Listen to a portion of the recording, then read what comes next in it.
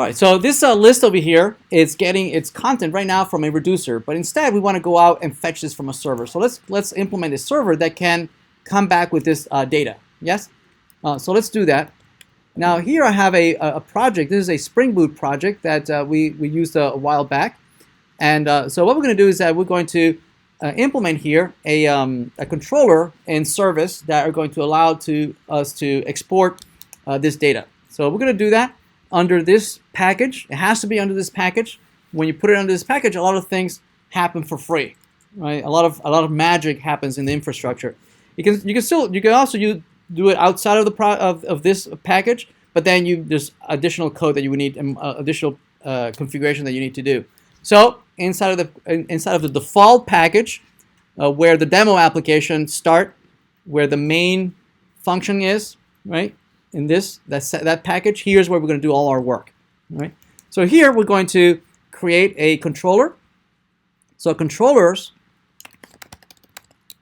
are the Java classes that allow you to define URLs that can be accessed from the outside world, right? So for instance, let's implement here our first controller. We'll call it widget controller. And for this to behave as a controller that can be accessible through URLs, we need to annotate it with REST controller. Okay, REST controller. Now this class can be accessed through a URL when the Java server is running. So we can call functions here. We can say, public string, say hello, and this can return hello world.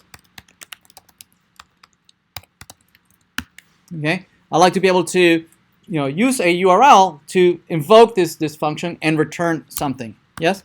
So to do that, we can annotate this and make this available and map it to a GET request, HTTP request, so that this can respond to an incoming HTTP GET request and respond whatever it returns. Right. So we can map it and say, let's map this to hello. Okay. So if we run this, it's going to be hosted at localhost 8080, and it's going to be able to respond to this URL. Right. So let's go here in another tab. We're going to say localhost 8080 / hello. Right. Returns that particular string from that controller. Right. Right. So let's try and use this mechanism, right, to start creating something a little more interesting.